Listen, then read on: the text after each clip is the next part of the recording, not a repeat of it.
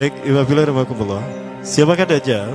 Dajjal ini lahir di Samirah dan dia diberi nama Samiri karena lahir di Samirah. Nah, kenapa disebut Samiri? Karena lahir di Samirah. Dia lahir 100 tahun sebelum Nabi Musa diutus. Dan Allah Subhanahu wa taala memberikan kelebihan kepadanya. Yang pertama, dia diberikan umur panjang. Ya, yang zara umru ila yaumissah, ila akhir zaman. Ya, dia ditangguhkan ajalnya sampai akhir zaman. Yang kedua, dia memiliki kecerdasan di atas akal jenius rata-rata umat manusia. Jadi sejenius apapun umat manusia yang normal, dia 60 tahun di atasnya. Sehingga penemuan-penemuannya, kecanggihan berpikirnya, kedewasaannya jauh di atas manusia. Rata-rata manusia normal. Yang ketiga, dia memiliki kemampuan sihir yang luar biasa. Apapun sihir yang selama ini kita saksikan, tidak ada yang mampu mengalahkan sihir dia. Sehingga saking luar biasa sihir yang dia miliki, seolah-olah orang mengenalnya selevel dengan Tuhan. Karena apapun yang semestinya menjadi perbuatan Tuhan, Dajjal bisa melakukannya. Nah, ini saking hebatnya sihir Dajjal. Nah, nasab kelahirannya adalah nasab yang aneh para Allah. Dia lahir dari termasuk Bani Israel. Bani Israel ini keturunan Nabi Yakub. Yakub itu gelarnya Israel. Keturunannya disebut Bani Israel. Dari Yehuda. Yehuda ini adalah anak laki-laki dari istri pertama Nabi Yakub alaihissalam. Nabi Yakub istrinya 4. Yang pertama bernama Ya'la. Dari Ya'la ini melahirkan 6 orang. Salah satunya bernama Yehuda dan Lewi. Lewi melahirkan Nabi Musa alaihissalam. Yehuda melahirkan bangsa yang kita kenal Yahudi. Salah satunya Yehuda ini melahirkan generasi yang pada akhirnya melahirkan Samiri. Ya, kalau Rahil istri yang kedua, dan ini istri yang paling dicintai oleh Nabi Yakub, melahirkan 2 anak, Bunyamin dan Nabi Yusuf. Nabi Yusuf dan Bunyamin. Yang lainnya juga sama melahirkan 2 anak. Kahit dari Ya'la melahirkan 2 anak, Dam dan Naftali. Ya. Anak tertua dari Nabi Yakub dari istri pertama bernama Raubin. Nah, dari Yehuda inilah lahir Samiri. Nah, ayah dan ibunya, kakek dan nenek Samiri ini adalah para penyembah berhala. Karena Samirah saat itu terkenal penyembah berhala. Ayahnya ini lahir dari proses perzinahan adik dan kakak, incest. Adik dan kakak berzina, lahir ayahnya. Adik dan kakak berzina, lahir ibunya. Jadi ayah dan ibunya ini lahir dari proses yang haram. Dan ketika ibunya menstruasi, disetubuhi sama ayahnya. Jadi itu peluangnya dari 2000 persetubuhan dalam keadaan menstruasi, 1 bisa jadi. Karena menurut penelitian medis juga bahwa darah kotor tidak menghalangi terjadinya fertilisasi, tidak menghalangi terjadinya reproduksi manusia. Jadi tetap pembuahan ovum oleh sperma bisa terjadi walaupun ada dalam medium darah kotor, menstruasi. Nah, ketika itulah hamil dan lahirlah Samiri. Rasulullah SAW menyebutkan dalam Musnad Imam Ahmad, ayah dan ibu Dajjal ini melewati perkawinannya selama 30 tahun tanpa melahirkan seorang anak pun.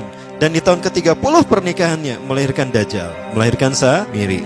Kelahirannya ini akan menjadi petaka bagi kedua orang tuanya. Dia adalah orang yang paling sedikit manfaatnya dan paling banyak keburukannya bagi manusia, terutama bagi kedua orang tuanya. Bahkan ketika dia lahir, alam semesta menolak kelahirannya. Dordar gelap, hujan badai, petir, itu terjadi di malam di mana Samiri dilahirkan. Seolah-olah alam menolak kehadirannya. Nah, sejak lahir sampai usia 5 tahun dia tidak netek sama ibunya. Kebayang, 5 tahun air susu ASI tidak ditetekkan. Itu yang menyebabkan terjadinya kanker payudara. Maka ibunya pun meninggal gara-gara kanker payudara ini. Nah, ibunya meninggal gara-gara itu. Terbukti apa yang disampaikan Rasulullah. Kelahirannya menjadi petaka bagi kedua orang tuanya. Begitu pula ayahnya, maka ayahnya menjadi single parent. Nah, kemudian di tahun yang kelima, sejak lahir sampai 5 tahun, kenapa dia menetek pada ibunya? Karena kerjanya tidur melulu. Disebut mati, dia bernafas dan cuma berdetak. Disebut hidup, dia tidak bergerak. Antara hidup dan mati, la yamutu wa la yahya. Nah, maka di usia ke-5 tahun, nah ini terjadi peristiwa yang menarik. Apa itu? Samiri bangun dari tidurnya di tengah malam dan tidak ada orang yang menyadari Samiri bangun. Dia merangkak dan pindah ke berhala yang terbesar. Nah, dia pindah ke pangkuan berhala terbesar, tidur di sana. Dan ternyata ketika berada di berhala terbesar tadi, ya buang air kecil dan buang air besar. Besoknya itu adalah hari pemujaan kepada dewa-dewa mereka, bangsa Samirah. Apa yang terjadi?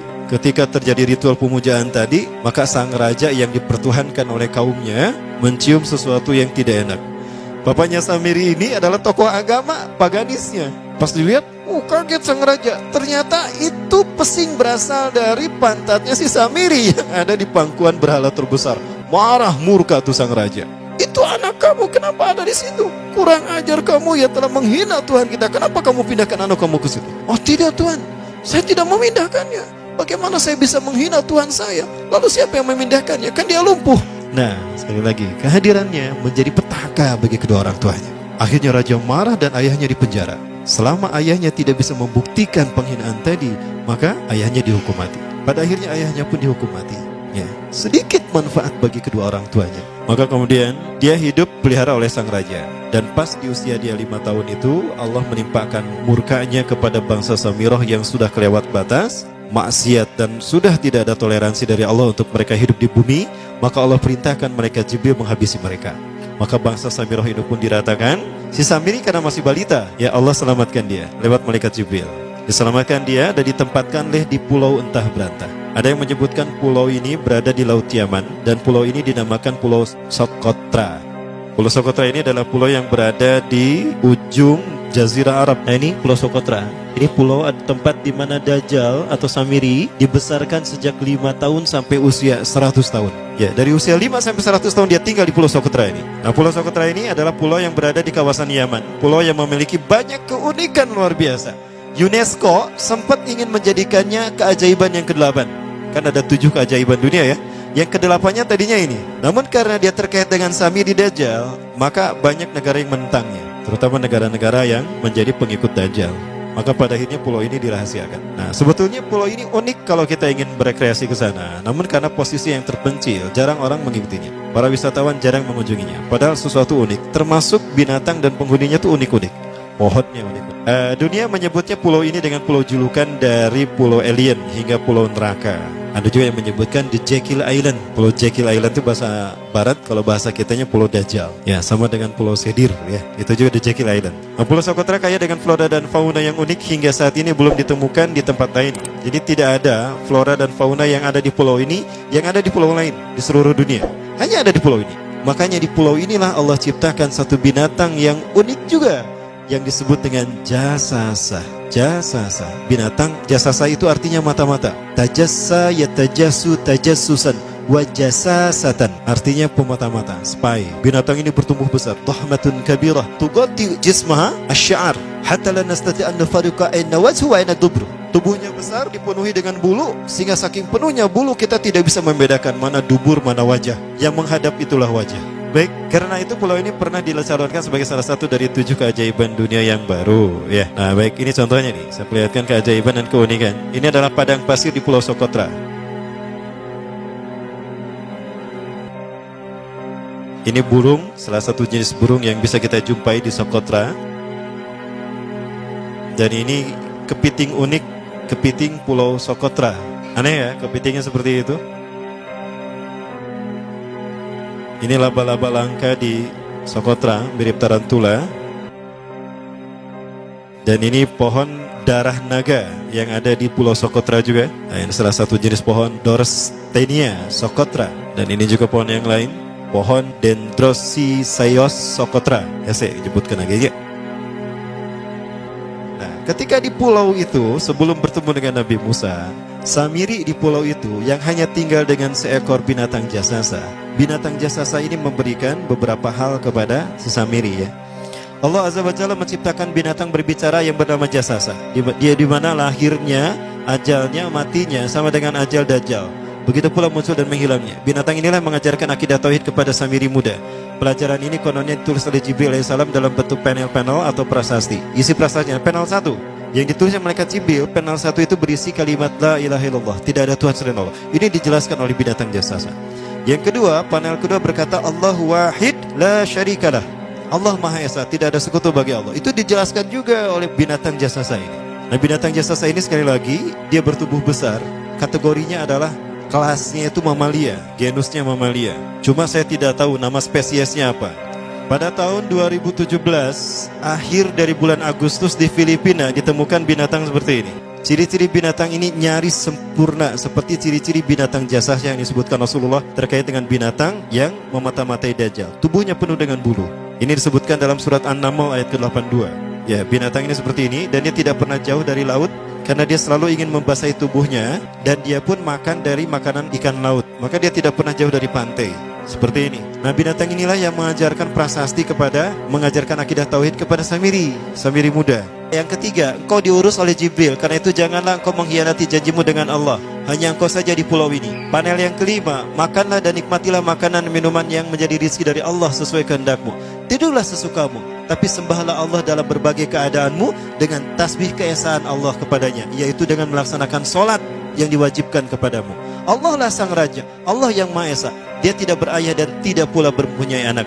Allah Tuhan Tuhan yang maha besar dan maha agung. Dialah yang maha raja. Ada 7 panel. Panel yang ke-7 bercerita tentang Nabi Muhammad. Panel yang ke-6 itu bercerita tentang nabi-nabi. Dan khusus panel yang ke-7 cerita tentang Nabi Muhammad. Jadi Dajjal sudah tahu, Samiri sudah tahu bahwa akan diutus Nabi Muhammad di akhir zaman. Dan itu Nabi yang terbaik. Makanya dia iri. Nah, selesai panel ini disampaikan, maka binatang sejasasa berkata, wahai Samiri, saksikanlah aku telah menunaikan innani qad fa'altu ma umirtu min rabbi. Demi Allah, saksikan aku sudah menunaikan apa yang diperintahkan padaku, kata binatang jasasa. Maka sekarang adalah perintah terakhir, yaitu pertanyaan dariku untukmu. Hal tu'minu billah, apakah kau beriman pada Allah? Wa bima unzila ilaih, dan dari apa yang diturunkan kepada nabi-nabinya, kepada Jibril maksudnya. Famadal jawab ya Samiri, apa jawabanmu ya Samiri? Samiri tidak menjawabnya. Lama ditunggu-tunggu, Samiri tidak menjawabnya. Sehingga binatang ini pun pergi dengan menjerit dengan jeritan yang membuat Samiri ini pekak telinganya. 2 kali lagi datang lagi kembali kepada Samiri dan berkata binatang jasasa, ya Samiri, famadal jawab? Hal tu'minu billah, in tu'minu billah fatakunu mu'minan a'jaba imanika ila yaumil qiyamah.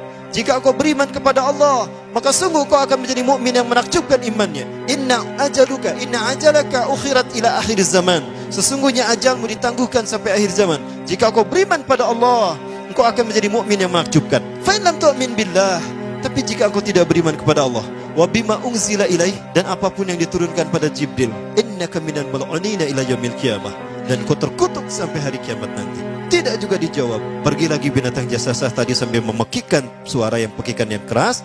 Yang ketiga kali yang terakhir dia bertanya kembali. Dan apa jawaban Samiri? Hei jasasa binatang buruk rupa, lihat di pulau ini tidak ada siapapun kecuali engkau dan aku. Dan yakinilah kalau panel ini bukan tentang Allah yang di langit sana, tapi yang disebut Allah itu saya. Hei jasasa, akulah Allah itu. Oh, dia menjerit dengan jeritan yang makin keras.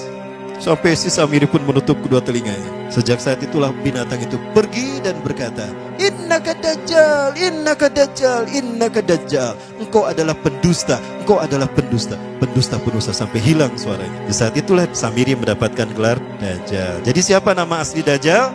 Samiri. Dajjal artinya Al-Kazab, pendusta, bukan singkatan kadang. Baik, nah sejak saat itulah Samiri keluar dari pulau itu dan dia sudah menyandang gelar Dajjal, pendusta, karena dia mengaku Tuhan. Baik, Iwabillah, jangan salah, Dajjal kecerdasan yang mampu melakukan cloning dan mampu melakukan berbagai macam riset dan eksperimen. Hatta eksperimen yang mengilhami film Hook itu Dajjal bisa melakukan. Bahkan ketika orang membayangkan kendaraan tercanggih itu pesawat terbang, Dajjal sudah mampu membuat piring terbang dengan kecerdasannya. Ya. Rasulullah menyebutkan kendaraan Dajjal itu dia bisa terbang, kata Rasulullah. Dan kecepatan terbangnya 5 km per sekon. 1 detik 5 km.